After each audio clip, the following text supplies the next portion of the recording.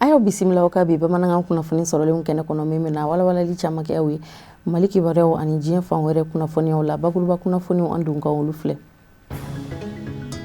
Kada coronavirus banakisɛ walankatali kan diɲɛ ɲɛfɛ n'a kɛnbɛ ka diɲɛma kamana gan Mali jamana ma ɲɛmaw bɛ cɛsiri ani wulikajɔ baara caman na walasa ka se ka banakisɛ in kunbɛn a kana se ka Mali jamana lasɔrɔ cogo min o de hukumu kɔnɔna na jamana minisiri ɲɛma Dr Bubu Sise a ye sigi kɛ ni Mali jamana diinɛtigiw ye sigi in yɛrɛ bolodara ka kɛ ka bɛn alamisa marisi kalo tile 19 ma minisiri ɲɛma dagayɔrɔ la.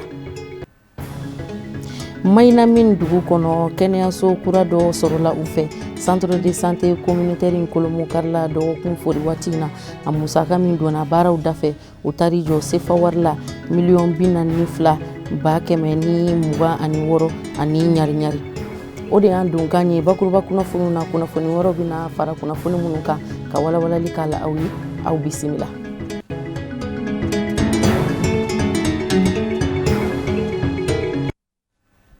An balima bamanankan mɛnnaw Mali kɔnɔ ani Mali kɔ kan ka foli ni waliɲuman dɔn o bɛ ka taa aw bɛɛ lajɛlen ma jumaseli in kun cɛlen kɔfɛ marisi kalo tile 20 ma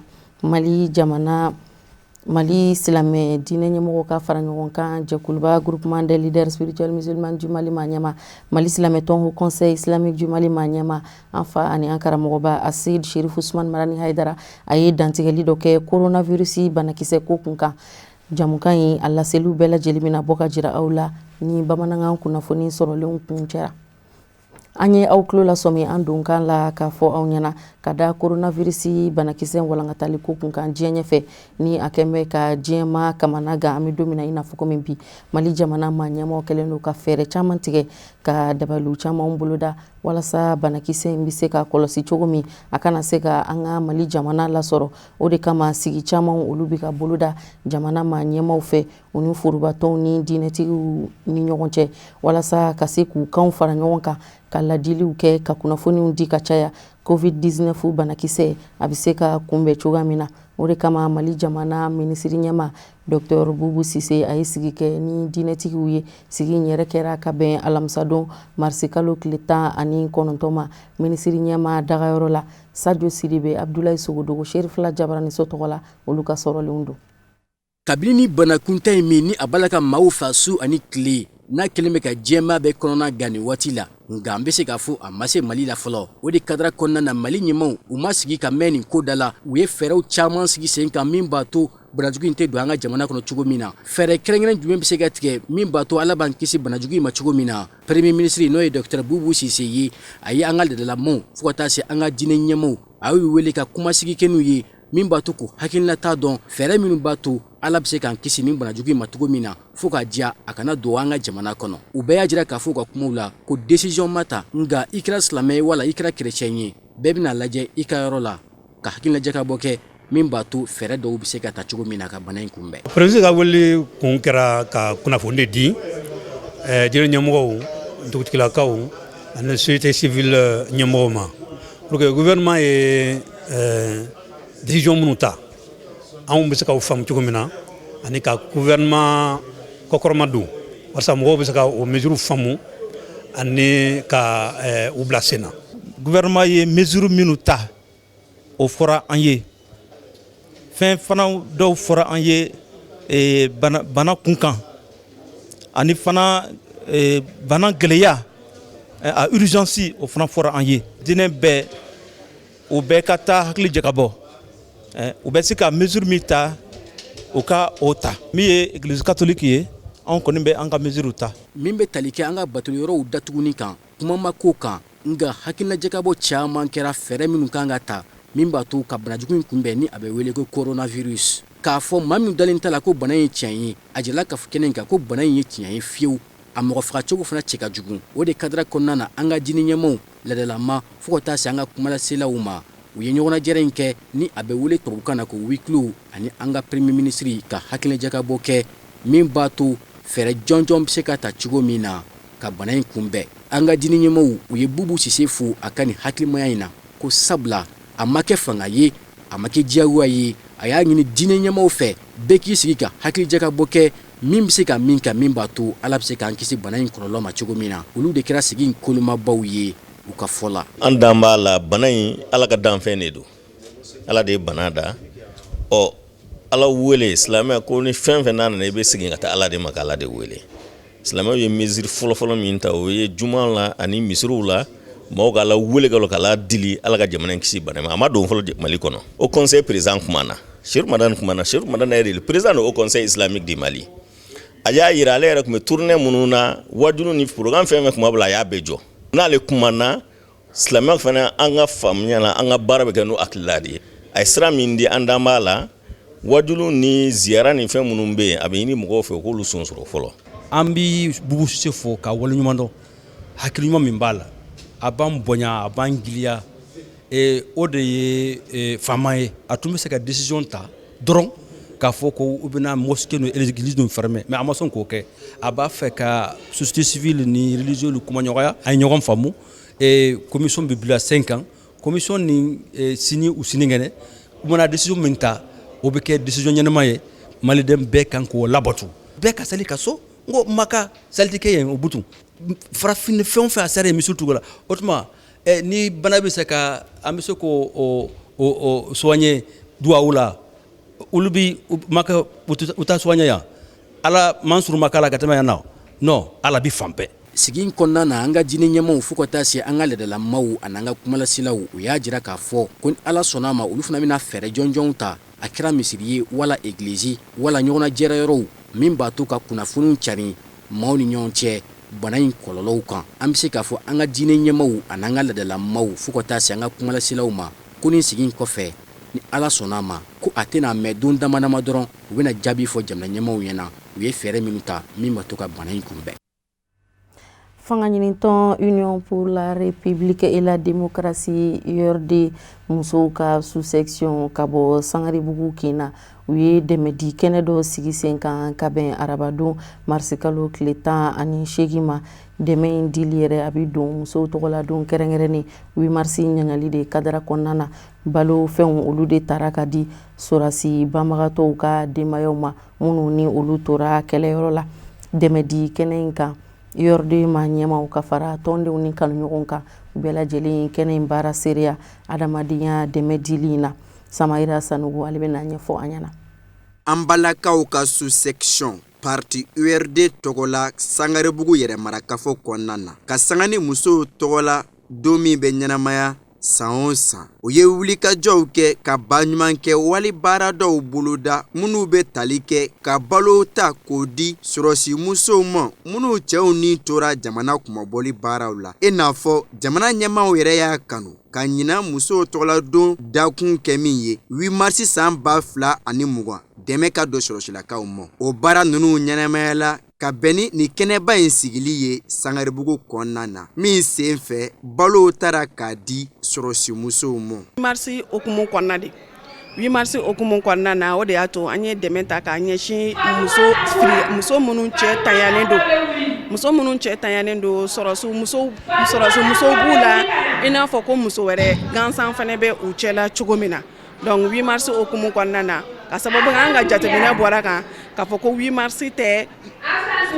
jɛnbɛfɔ ni tɛgɛrɛfɔ dama ye 8 marisi ye hakili jagabɔ ye 8 marisi ye ka bolodali kɛ ni n ye nin boloda n bɛ n jija k'o sɔrɔ dɛmɛ tɛ danni ma nka an kɔni dalen don a la k'a fɔ ko an tɛ jɛnbɛfɔ an tɛ tɛgɛrɛfɔ dɛmɛ tɛ danni ma salon an ye furusiri de kɛ ka foroba furusiri kɛ muso minnu bɛ yen n'u bɛ u ka cɛlasigi la san caman u b'u ka cɛlasigi la san caman papier tɛ u la furu sɛbɛn fana ye maaya sɛbɛn dɔ ye a jɔya ka bɔ maaya kɔnɔna na salon an y'o kɛ ɲinan fana an ye balo sumandi kɛ mɔgɔw ma ni Ala sɔnna ma ni Ala ye san wɛrɛ jira an na an bɛna ko wɛrɛ fana kɛ min tɛ nin ye nka o tɛ taa bolodali kɔ an muso URD muso mɔgɔ kelen t'a boloda anw bɛ jɛ de k'a boloda ɲɔgɔn fɛ n'an y'a boloda ɲɔgɔn fɛ k'an ka nin kɛ an bɛ o de lawaleya. Sɔrɔsi minnu tora jamana kumabɔli baaraw la u ka denbaya ni dɛmɛ ka kan wa maliyɛn bɛɛ lajɛlen kan ka baɲumankɛ walew ta k'a ɲɛsin o ma sanga ni waati bɛɛ o de kadira kɔnɔna na baara in kɛbaaw ni foli ka kan ka sanga ni u ka ŋɛnaɲumanya ye. Bi an bɛ muso ka don kɛnɛ de kan n'a bɛ fɔ ma ko journée du 8 mars journée du 8 mars Sangarebugu mairie olu de ye cérémonie labɛn k'a fɔ ko mɔgɔ minnu cɛ tora kɔrɔnfɛla kɛnɛ la minnu bɛ yen n'u cɛ tanyana minnu bɛ yen n'u ka duntigi tanyala o denw ani olu lajɔrɔtɔw ko ka balo dɔɔni d'olu ma u k'a dɔn k'a fɔ hakili b'u la ni hakili b'u la minnu sara kɔrɔnfɛ o sara Mali de ye minnu sara kɔrɔnfɛ olu sara Mali de ye donc bi an mun bɛ yan an tɛ se k'u ɲɛji la cɛ mais an bɛ se k'a yir'u la k'a fɔ an n'u bɛ ɲɔgɔn fɛ bi an b'o kɛnɛ de kan bi. Parti URD maa ɲɛmaa minnu bɛ Sangarebugu yɛrɛmarakafo kɔnɔna na o nisɔndiyalen ye baara in tare ni ka sɔrɔ k'a yira k'a fɔ maa minnu ye kɛnɛ in sigi o ni foli ka kan wa a bɛ ɲini bɛɛ lajɛlen fɛ ni baara ninnu na ɲɔgɔnnaw ka se ka caya Mali fantan 4 bɛɛ lajɛlen na bawo o cɛw tora jamana kumabɔli baaraw de la. An ka muso ɲɛmɔgɔ ye hakilijagabɔ de kɛ k'a fɔ ko 8 mars ni musow ka don kɛrɛnkɛrɛnnen de don ale b'a fɛ a ka ɲɛnamaya an ka commune kɔnɔ ɲina mais a bɛ ɲɛnamaya cogo di ale b'a fɛ an ka sɔrɔsi minnu to la olu ka famille de b'u kɔfɛ yan u furumuso n'u denw bon gɛlɛya min bɛ jamana kɔnɔ bi bɛɛ b'a dɔn hali minnu cɛw bɛ yan olu dɛsɛlen don ka a ko si a dan na kuma tɛ cɛ tɛ minnu bolo o kuma a ye guwa 40 ta o ma fatulenw musow la ka na olu dalajɛ an ka na bi an fana y'an teriw wele k'an ka ɲɛmɔgɔw wele u kana kɛ seere ye seereya min b'a jira k'a fɔ anw ka groupe anw ka parti n'o ye URD tɛgɛdonbolo tɔn anw bɛ an hakili bɛ an ka commune mɔgɔ minnu tɔɔrɔla la an y'a reconnaître k'a fɔ olu cɛw sara de k'u ka Mali bɔ nɔgɔ la donc an minnu ma sa n'olu tun bɛ k'anw défend anw kana sa a wajibiyala hakilitigi la an fana ka hakili to olu ka denbaya la se t'an ye mais an y'an ka ɲɛmɔgɔw wele u kana kɛ seere ye ka guwa 40 min ni muso ɲɛmɔgɔ y'a ta Madame Ouattara Fanta Keita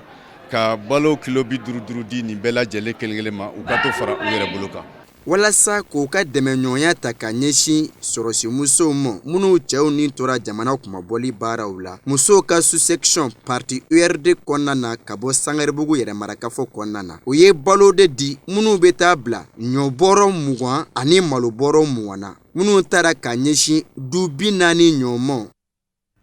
Musow tɔgɔladon kɛrɛnkɛrɛnni journée internationale des droits de la femme o ɲaɲani hukumu kɔnɔ hali bi jalakɔrɔji sigida la kɛnɛ ɲɛnamara yen nɔ an bɛ aw ladɔnniya k'a fɔ olu ka 8 mars a kɛrɛnkɛrɛnna ka ɲɛsin muso lujurabagatɔw de ma mɔgɔba caman tun bɛ kɛnɛ in kɔnɔna na ka fara dɛmɛbaga jɛkulu caman kan Alhamidu Badini ale bɛna a kɔrɔfɔw lase an ma. 8 mars diɲɛ seleke naani musolakaw tɔgɔladon mun n'a bɛ ɲɛnɛmaya diɲɛ fan bɛɛ an balakaw jalakɔrɔji minnu ni Ala y'u lajarabi ni lujura ye ni y'olu ka kɛnɛ ye. Ne yɛrɛ kɔni bɔn bɛɛ ni ka faamuya ne taara lujura mɔgɔ bɛ se ka lujura kɛ maloya ye ko f'i tɛ bɔ n'a ye e m'a si ma Ala de y'a si ma n'i y'a mɛn fɛn yɛrɛ jumɛn n'i y'a mɛn k'i b'i dogo i ka cɛ jugu la i y'a bandon de dɔn ni fɛn min latigɛ Ala y'a latigɛ si ma i b'a ta ni Ala ye n'i bɔra fana i bɛ se ka cogoya sɔrɔ a la mais n'i ko k'i b'i yɛrɛ dogo a ma nɔgɔn dɛ ne yɛrɛ bɛ mɔgɔ caman contacter u b'a fɔ k'olu bɛ maloya e bɛ maloya n'a ye mun na Ala de y'a si ma a tɛ minnu na olu ma fɛn ɲɛ Ala ye Ala y'a se ma i ma fɛn tiɲɛ Ala ye. Ni kɛnɛ sera ka laɲɛnɛmaya ka sabu kɛ jalakɔrɔji mɛrilakaw ka wuli ka jɔ ye ani tigɛdiɲɔgɔnma mun bɛ o ni ONG Amasbif maaw cɛ a laɲini o de ye k'an balakaw kunnafoniya u ka hakɛw kan ani wuli ka jɔ minnu kan ka sabati o waleyali kadira la. An ka dɛmɛbaga jɛkulu dɔ bɛ yen nɔ n'o ye ONG Amasbif ye an bɛ baara la ɲɔgɔn bolo y'a kuma la olu de bɛ k'an dɛmɛ an ka kɛnɛyaw jiko ani kɛnɛya assainissement baaraw la. Bon ɲinan u y'a ŋaniya ka fɔ bonya kuma la an ka handicapés u b'a fɛ ka u dɛmɛ donc u dɛmɛ mun y'a kuma la mais fo ka kɛ kulu ye fɔlɔ n'u kɛra kulu ye kuma min y'a fɔ o dɛmɛ ka nɔgɔ u ma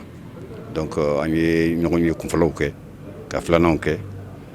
u y'a ŋaniya ka fɔ bonya kuma la musow ka 8 mars cadre kɔnɔ 8 mars cadre kɔnɔ u b'a fɛ y'a fɔ ka na baro k'u fɛ o ye ka baro minnu don y'a fɔ la baro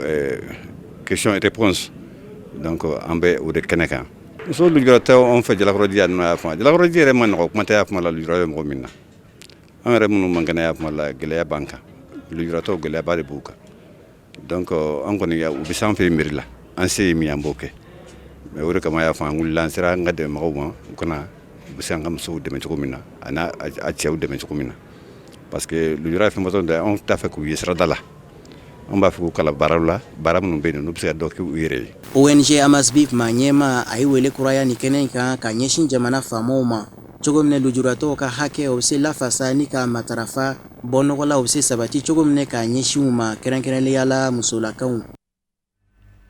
Ali bi musow tɔgɔladon 8 mars hukumu kɔnɔna na i n'a fɔ komi jamana ma ɲɛmaw u ye dakun min ta jamana kɔnɔ k'o kɛ musow tɔgɔladon kɛrɛnkɛrɛnnen ɲɛnamaya la ye ni o ye soutien o fama ye an ka dɛmɛ don an ka finitigilakaw ma o de hukumu kɔnɔna na parti malien pour la démocratie sociale u ye ŋaniya jira kɛ ni balofɛnw dili ye sɔrasi musow cɛsabagatɔw ma min ni a dira dili kɛnɛ yɛrɛ sigira ka bɛn sibiri don marisi kalo tile 10 ani 4 tɛmɛnen ma fanga ɲini jɛkulu PMDS ma ɲɛmaw ka fara tɔndenw ni kanubagaw kan u bɛɛ lajɛlen nana ka na baara in seereya plateforme défendons le Mali o ma ɲɛmaw fana kun bɛ kɛnɛ kɔnɔna na Fatumata Yaya Kane a bɛna ɲɛfɔ an ɲɛna. Aini jɛkulu PMDS a ɲɛmaaba ni o ye Mawlud Ben Katra ye a kun bɛnna nisɔndiyaw kɔnɔna na jɛkulu yɛrɛ denw fɛ an'u kanubagaw ni o ye parti malien pour la démocratie sociale ye ni lajɛrɛ yɛrɛ bɛ don fɛn min kadara kɔnɔ o de ye musow tɔgɔladon kɛrɛnkɛrɛnnen ni o ye 8 mars la ɲɛnamayali baaraw ye min sen fɛ PMDS secrétaire général commune 5 kɔnɔna na Bamako a ye tasi bila kan caman kɛrɛnkɛrɛn ka ɲɛsin an ka finitigilakaw ma minnu ni u binna faso kumabɔli sen fɛ. An bɛ fɛ ka maliyɛnw dɛmɛ surtout an ka Mali musow n'o ye an ka filiyabagatɔw ye ka da ka maliyɛn caman u bɛ an ka sɔrɔsiw don minnu sara kɛlɛ in senfɛ ni mɔgɔ b'a fɔ nɔri kɛlɛ mais nɔri dɔrɔn tɛ Mali fan bɛɛ de don maliyɛnw caman sara an balimaw de don an ye ŋaniya ɲuman min kɛ bi an se ye malo minnu ye ani tulu minnu ye n'an y'o di u ma o de y'an se ye bi mais n'Ala sɔnna san o san an b'a ɲini ka ni lajɛ yɔrɔ kɛ min bɛ bonya ni nin fana ye. Muso minnu bɔra ka na u nana kuma n'o ye filiyabagatɔ ninnu ye n'u cɛw sara kɛlɛkɛyɔrɔ la an'u denw u sara kɛlɛkɛyɔrɔ la tellement que dusukasi bonyalen d'u ma u ma se ka kuma fɔ sira ka dugawu don dɔrɔn de kɛ ka da kan u dusu kasilen don fo ka s'a dan na ɲɛji min bɔra o ɲɛji in ye kuma de ye. N bɛ foli kɛ commune 5 militanti bɛɛ lajɛlen ye n'o ye PMDS militanti bɛɛ ye a cɛ a n'a muso. Nin tasi bila kɛnɛ in kɛra miiriw caman ye kɛrɛnkɛrɛnnenya na finitigilaka minnu ni u binna faso kumabɔli sen fɛ u n'u ka denbayaw bolo min ni u y'u ka welew kurakuraya ka ɲɛsin Mali jamanadenw bɛɛ lajɛlen ma duwawudon badabada dali Ala k'o nɔgɔya olu cɛw ye. Fanga ɲini jɛkulu PMDS ɲɛmaaba Mawlud Ben Katra a fana ma ɲinɛ ka tasi bila kɛ ka ɲɛsin finitigilaka binnen ninnu ma ka taa se u ka denbayaw bɛɛ lajɛlen ma o bɛɛ kɔfɛ a sɔrɔla ni ka wele da ka ɲɛsin PMDS tɔnden bɛɛ lajɛlen ma u n'u kanubagaw député kalata nata u ka kalata fanga ɲini jɛkulu tɔgɔ la ni o ye plateforme défendons le Mali ye. An ka sadasu minnu sara kɔrɔnfɛ kelen tɛ dɛ u sara Kayi u sara Nara u sara Banamba u sara Segu u sara Koro u sara Bankas u sara Douanza u sara Mopti u sara yɔrɔ bɛɛ mais sadasu minnu sara u sara jɔn ye u ma sa Mali ye donc u ma sa fu 8 mars don ne wulila depuis 5 heures du matin yanni ka denbaya ka wuli vers 8 heures u y'a sɔrɔ ne Fakoye do tobi Fakoye ne de y'a tobi o don ka yira u la bi u ka fête ye normalement olu bɛ mun kɛ don o don baara caman de don mais il faut que ne ka nɛnɛ bi ne y'a nɛnɛ k'a yira la ne fana ye u baara kɛ bi donc musow bɛ yɔrɔ yɔrɔ ne fana bɛ yen o kɔrɔ ne tɛ foyi ye ni musow tɛ mais n'i y'a ye aw ye ni initiative sɔrɔ sababu de don a bɔra aw ka secrétaire général ye nin bɛ courage di yan k'a fɔ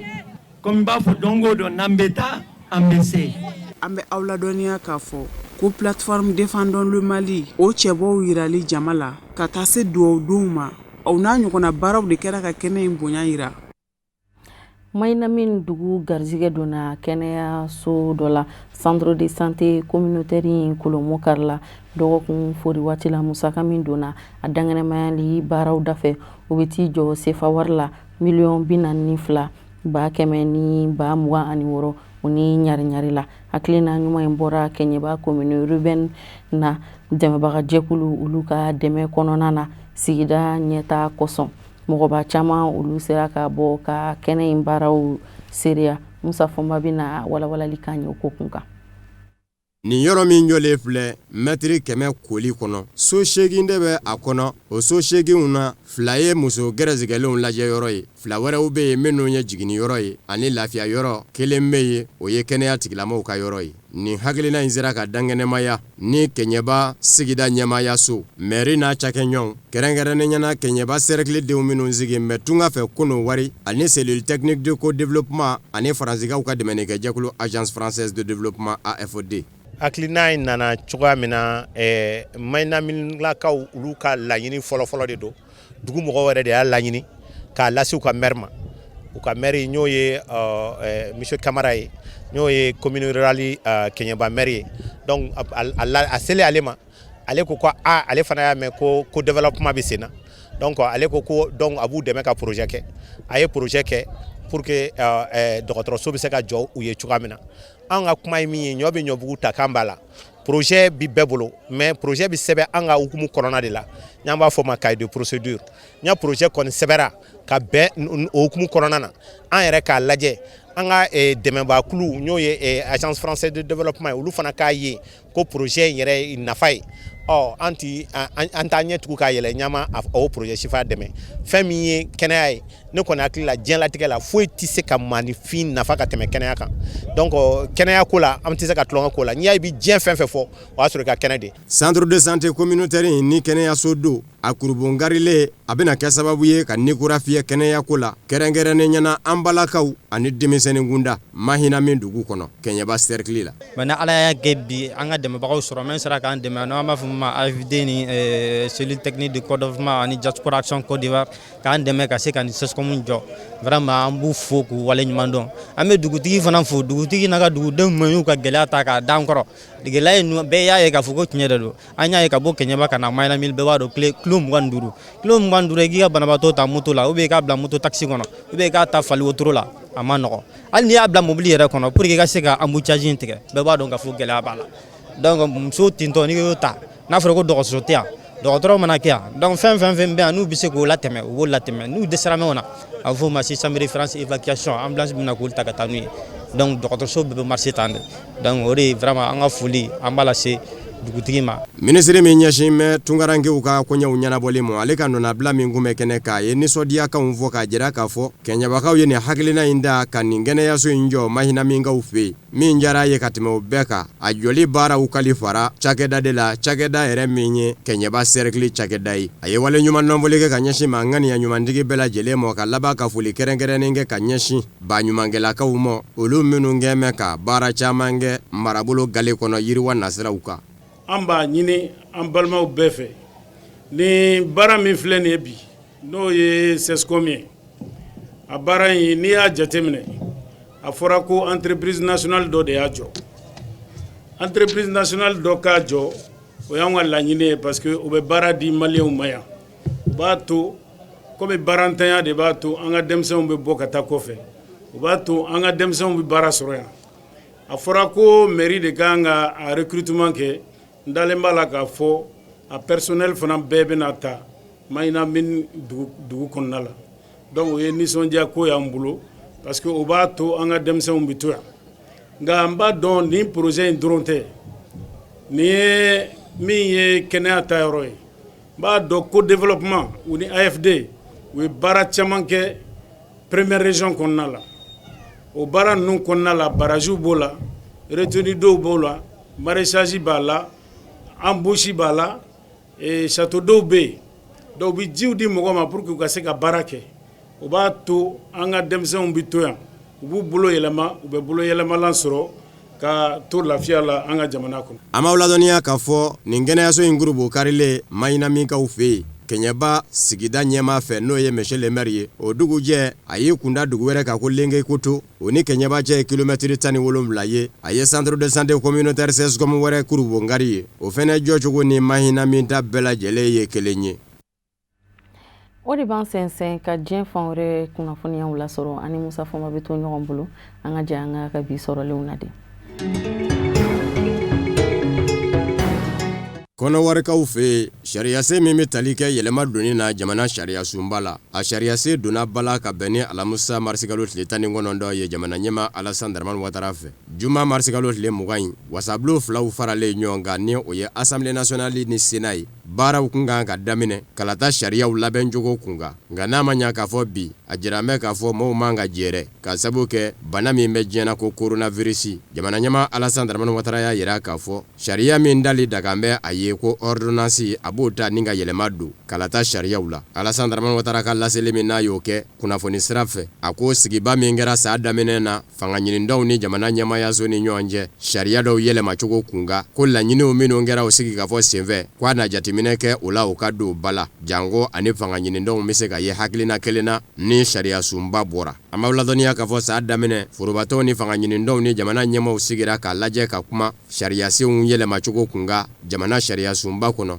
nka don fanga sinamatɔw labanna ka da tan ka bɔ ka sabu kɛ olu yɛrɛw bolo yɔrɔ bɛ yɔrɔ la o yɛlɛmali ma nɔgɔ nka jamana ɲɛmaw a b'i n'a fɔ olu b'a fɛ ka jagoya yɛlɛma minisiri ɲɛma Amadu Gon Kulubali kɔni y'a yira k'a fɔ u ye sigi min kɛ saa daminɛ na u ni fanga ɲinidaw ni forobatɔw ko yɔrɔ 4 bɛ yen ko bɛn kɛra olu kan o yɔrɔ fɔlɔ ni ma ɲa k'i bɛ kɛ cɛbɔ ye kalata senfɛ fo k'a sɔrɔla i kɔkɔrɔma donnen don jamana den dɔw fɛ u k'a ma ko parrainage citoyen des candidats o tɛmɛnen kɔfɛ n'i bɛ jamana ɲɛmaya ɲini i kan ka miliyɔn 20 min da jɛbɔngolo k'a la dɔ bɛ fara o kan k'o kɛ miliyɔn 50 ye kala talen maa hakɛ min sɔrɔlen i fɛ kalatalaw la n'o bɛ kɛ sababu ye i ka wari bɔlen ka lasegin i mɔ o ka jigin ka na kɛ 100 sarala 5 ye ko bɛn kɛra o fɛnɛ kan kalata fɛnɛ ɲɛkɔrɔ fanga ɲininaw b'u to fanga ɲinindɔ dɔ la k'u pan ka t'u yɛrɛ sɔrɔ fanga ɲinindɔ dɔ la o yɔrɔ in bɛ se ka latilen cogo min ko bɛn kɛra o fɛnɛ ka sariya sen dajiralenw yɛlɛmatɔ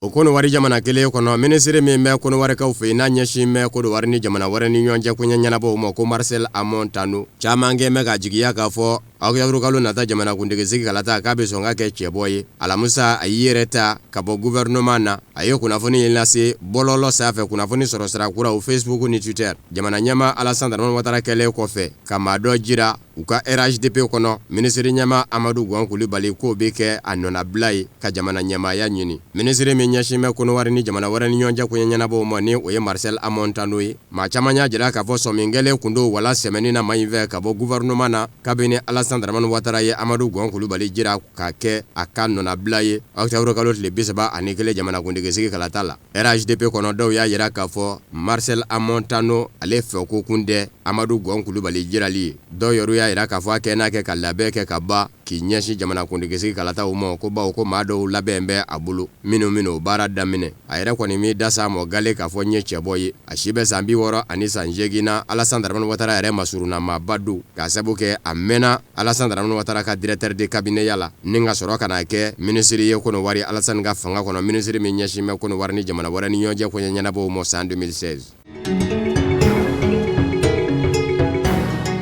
Laginɛ Konakiri wasaden sigi kalata ni foroba kalata min kan ka jɛ ka kɛ ɲɔgɔn fɛ an n'a cɛ tile 2 don sa bawo dimanche marisikalo tile 22 de a kan ka kɛ nka jɛkulu min kɛmɛ k'a jira k'a fɔ a bɛ Alpha Condé bali ka mandan sabanan ɲini bawo olu yɛrɛw bolo jamana sariya sunba bɛ yɛlɛma Alpha Condé fɛ ni kalata in kɛra kɛfɛn ye k'a ye sebaya ta olu kɛmɛ k'a jira k'a fɔ u tɛ jɛ ni a ye Maki Sindo kalata in na u nɔfɛmaw la fanga sinamatɔ ɲɛma min bɛ wele ko Selu Ndalen Jalo u ka dantigɛli la u y'a jira k'a fɔ jamana ɲɛmaw bɛ ɲini ka ɲinɛ u bila kun kɔ diɲɛ kɔnɔ bana min wili bɛ ko coronavirus a ka kan Laginɛ faamaw k'u ɲɛsin o de kɛlɛli ma nka k'a b'i n'a fɔ Alpha Condé mago tɛ foyi la n'a ka mandat sabanan ko tɛ o kumana k'olu b'a fɔ u kanubaw ye maa si kana bɔ dimanche marisikalo tile 22 k'i sen don kalata in na Alpha Condé ka minisiri min ɲɛsin bɛ kunnafoni ko ma ni o ye Amara Sonpare ye ale y'a jira k'a fɔ coronavirus banako man ka kɛ sababu ye ka kalata ninnu bali dimanche ka sabu kɛ bana in ma se o bɛɛ mɔ Laginɛ Konakiri jamana kɔnɔ a ko fanga kɛmɛ ka labɛn dɔw fɛnɛ kɛ kalata don min bɛ se ka to mɔɔw bɛ kisi bana in mɔ o dɔ ye kalatalaw minnu bɛ jɔ ka furanjɛ don ni ɲɔgɔn cɛ o tɛmɛnen kɔfɛ yanni ka don kalataso kɔnɔ i bɛ t'i tɛgɛ ko safunɛ na a ko Laginɛ Konakiri kɔnɔ a yirala k'a fɔ a yera maa 2 de la kelen yɛrɛ kɛnɛyara ka ban ko kumana ko man ka kɛ sababu ye ka kalata bali nka Laginɛ Conakry ka den minnu bɛ Faransi jamana kɔnɔ olu sen tɛna ye kalata in na bawo Faransikaw fɛ bɛɛ lajɛlen ka datugu bi dala yi diɲɛ selekɛnna ni Faransi kan fɔ jamanaw ka jɛkuluba ni o ye Organisation Internationale de la Francophonie OIF ye ka taa se farafinna tɔma Union Africaine mɔ ani farafinna tile bi yanfa jamanaw ka tɔ CEDEAO olu minnu y'a yira k'a fɔ u sen de don kalata in na ka sababu kɛ fiɲɛ dɔw bɛ kalata sɛbɛnba la ni maa dɔw tɔgɔ sɛbɛn bɛ sigiyɔrɔma 2 dɔw salen don a barata olu tɔgɔ bɛ a kɔnɔ olu y'a yira k'a fɔ mars kalo tile 22 a kalata la olu tɛ ye fana jɛkulu min bɛ Laginɛ Conakrykaw fɛ ko coalition citoyen pour les élections et la gouvernance o fana maaw y'a yira alamisa mars kalo tile 19 k'a fɔ olu fana tɛna ye dimanche wasadensigi ni foroba kalata in kɛnɛ kan jateminɛ la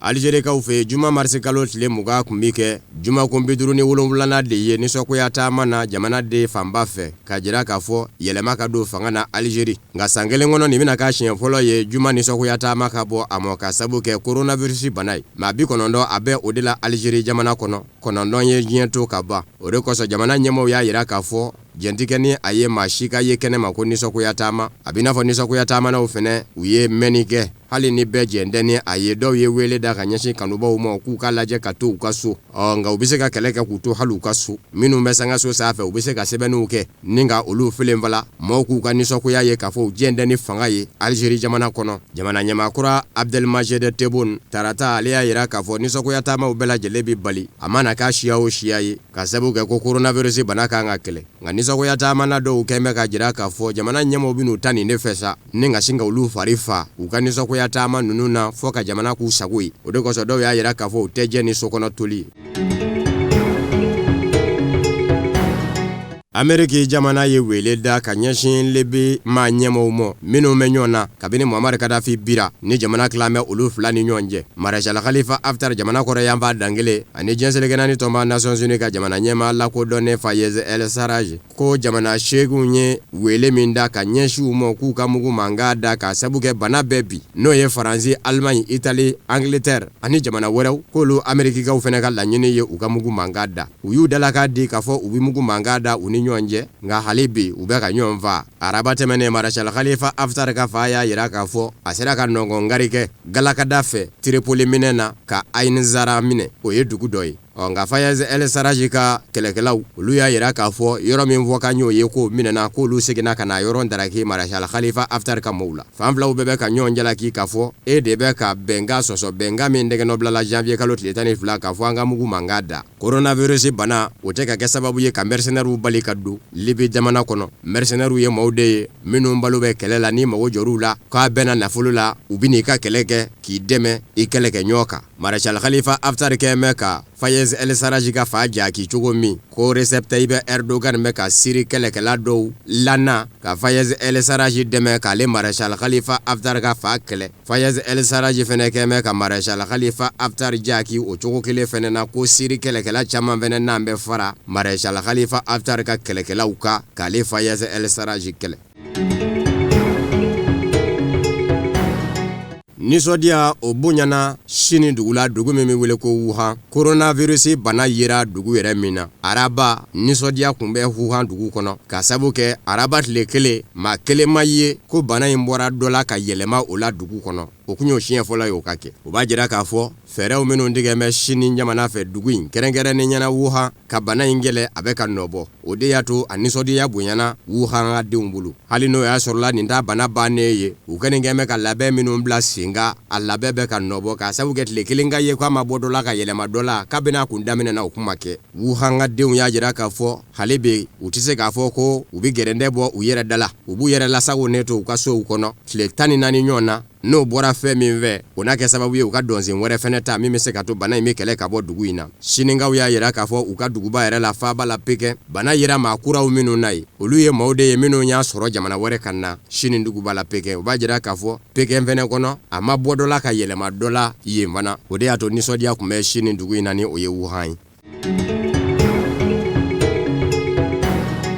Amerikikaw ka jamana ɲɛma Donald Trump ye a yira k'a fɔ coronavirus bana a kɛlɛli ye kɛlɛ sɛbɛlama yɛrɛ de ye. Wa y'a yira Amerikikadenw na k'a fɔ fura min yirala k'o ka pisa coronavirus mɔ n'a bɛ ka nɔbɔ nazarala jamanaw ni Chine jamana kɔnɔ coronavirus bana kɛlɛli la k'a bɛna dasile de bɔ ka bila Ameriki jamana ka bolo kan. Furakisɛ in bɛ wele ko chloroquine nka walasa aw k'a faamu anw b'a wele ya ko Nivaquine. Fɔlɔ la an ka sumaya bana furakɛla fanba kun do. O Nivaquine in de jateminɛ bɛ bi k'o kɛ coronavirus bana kɛlɛla ye. O de y'a to Donald Trump y'a yira k'a fɔ a n'a labɔ ka bila bɛɛ lajɛlen ka bolo kan. Min ye Chine yɛrɛ jamana ye sa gwɛlɛya min bɛ to ka don a n'o cɛ ka sababu kɛ Donald Trump dɔn bɛ ni a ka kuma tiɲɛw ye. Ale fɛnɛ b'a ka dawula sɔrɔ o la. A kɛ o kɛ k'i da se coronavirus mɔ n'a banakisɛ bɛ wele ko COVID-19. Ale b'a wele ko Chinois ka banakisɛ. Fɔɲɔgɔnkɔ min bɛ Chine jamana ni Ameriki ni ɲɔgɔn cɛ jagoko nasiraw ka a b'i dɛn ka dimi don Chine jamana na bana in weletɔ nin jogo la. Wa ko in bɛ Chine jamana fɛnɛ tɔɔrɔ. Donald Trump ɲininkalen n'o y'a sɔrɔla Chine jamana kan ka jalaki bana ko in na wa? N'o y'a sɔrɔla a y'i da k'a bonbo ye bana in kan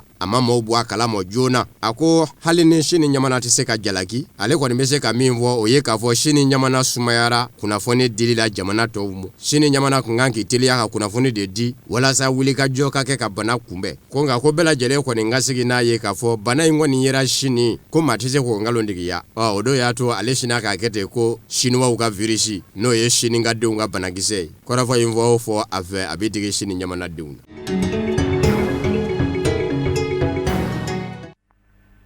Sananga kunnafoni datugun hakili jigin do jumaseliw kun cɛlen kɔfɛ ka bɛn marse kalo tile 20 ma Mali silamɛtɔn Haut Conseil islamique du Mali ma ɲɛmaaba an fa ani an karamɔgɔba Asedu Cherifla Usmane Madani Haidara a ye dantigɛli dɔ kɛ coronavirus banakisɛ ko kun kan n'u ko banakisɛ ma COVID-19 ni aw ka bamanankan kunnafoni sɔrɔlenw kun cɛra laseli mina bɔ ka jira aw la.